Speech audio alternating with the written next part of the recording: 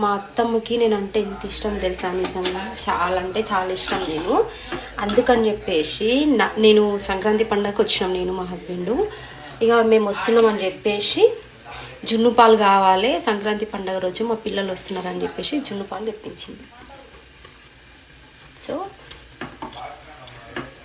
మాకు తెలిసిన మా చుట్టాల మామయ్య ఈరోజు ఇందాకే